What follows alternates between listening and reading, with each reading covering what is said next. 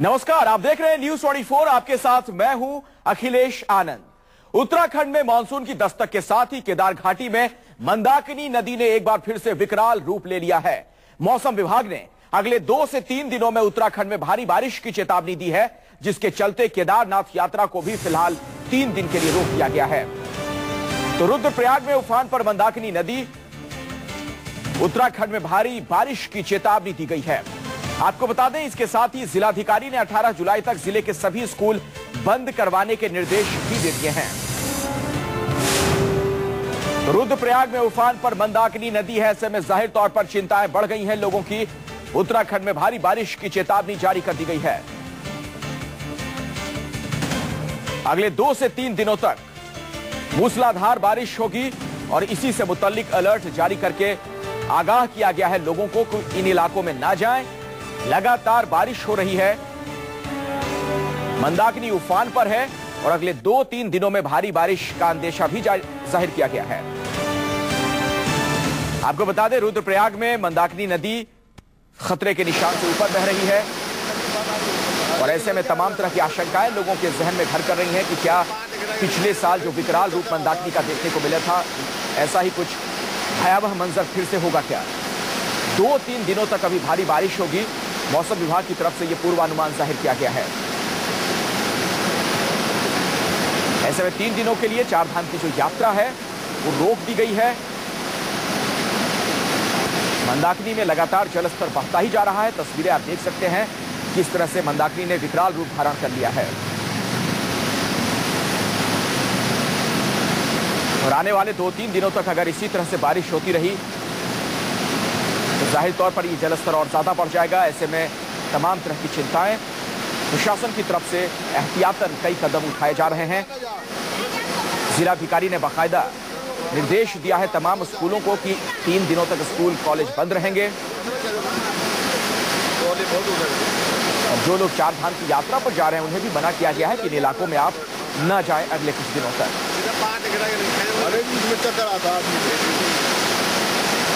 तो दूसरी तस्वीर भी हम आपको दिखा रहे हैं। इस तस्वीर में आप देखेंगे कि इन इलाकों में आप न जाएं अगले कुछ दिनों तक।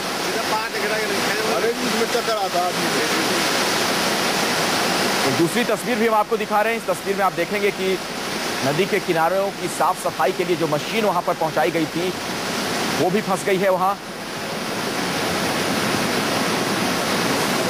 हमारे साथ अधीर यादव हमारे संवाददाता इस वक्त जुड़ चुके हैं और ज्यादा जानकारी के साथ।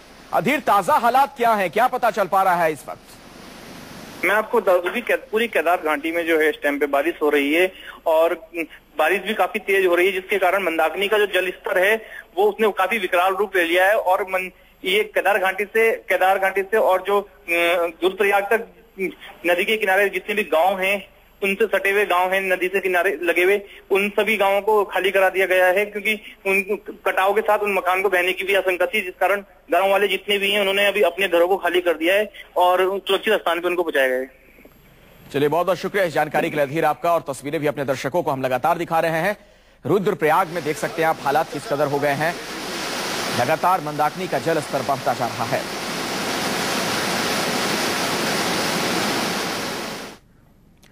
बात अब दिल्ली की करेंगे। दिल्ली में भले ही ज्यादा बारिश ना हुई हो, लेकिन बाढ़ का खतरा यहां भी मंडरा रहा है।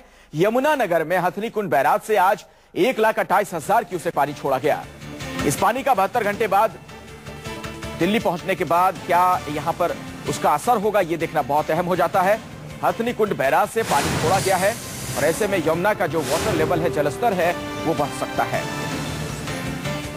तो क्या दिल्ली पर भी बाढ़ का खतरा मंडरा रहा है? हथनीकुंड बैराज से पानी छोड़ा गया है क्योंकि वहां बहुत ज्यादा दबाव था। ऐसे में वाटर रिलीज वहां से किया गया और अगले कुछ घंटों में 48 से 72 घंटे में यह पानी पहुंच जाएगा दिल्ली। और ऐसे में अगर यमुना में यहां भी जलस्तर बढ़ता है तो जो नदी के किनारे आसपास के इलाके होते हैं वहां पर डूबने का खतरा मंडरा रहा है।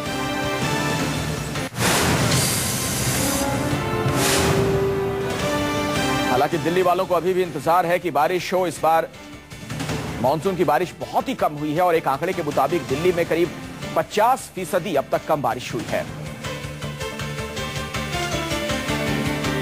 लेकिन यमुना का जो जलस्तर बताया जाता है कि बढ़ेगा उसके पीछे वजह यह कि हथनी कुंड बैराज से कुछ पानी छोड़ा गया और अगले 72 घंटे बाद दिल्ली पहुंच जाएगा यह पानी।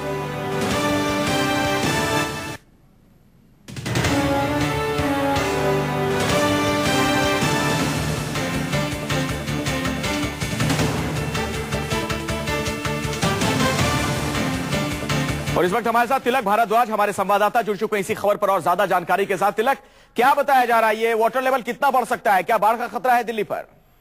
जी बिल्कुल, जिस प्रकार देखने को मिला है कि सुबह से एकदम से जलस्तर में इजाफा हुआ है, यही अनुमान लगाया जाता है कि सुबह जो पानी है वो 60,000 क्यूसेक से ऊपर नहीं जाएगा।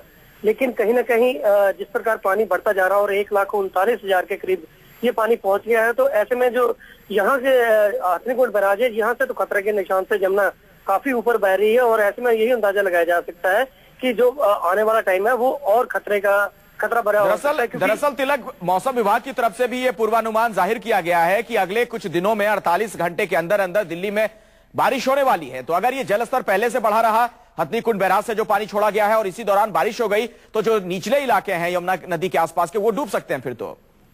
जी बिल्कुल, हालांकि मौसम विभाग ने जो यही कहा गया कि 3 दिन भारी बरसात के हो सकते हैं और ऐसे में जो उत्तराखंड में लगातार बरसात हो रही है, भारी बरसात हो रही है और उसका असर सीधा मैदानी इलाकों में यहाँ यमुना में देखने को मिला है कि 1,39,000 क्यूसेक जो पानी है इस वक्त यमुना में बह रहा है। और अब मैं आपको बता दूं कि अभी से ही जो यमुना के सटे इलाके हैं वो कहीं ना कहीं पानी से खतरे से, उनको पहले से प्रशासन ने भी अलर्ट कर दिया है कि वो गाँव खाली कर दें। हालांकि अभी जिस प्रकार पानी अभी ऊपर से और आना है और खतरा लगभग यही कहा जा रहा है कि खतरा और बढ़ सकता है यमुना में। मैं पिछले साल की बात करूं तो पिछले साल भी ऐसे ही पानी एकदम से आया था और 2 लाख से देखते देखते वो 8 लाख से भी पार हो गया था। तिलक, बहुत बहुत शुक्रिया इस जानकारी के लिए, इस बातचीत के लिए। तो बाढ़ का खतरा जरूर है, लेकिन जो निचले इलाके होते हैं यमुना नदी के आसपास, वो डूबेंगे। इस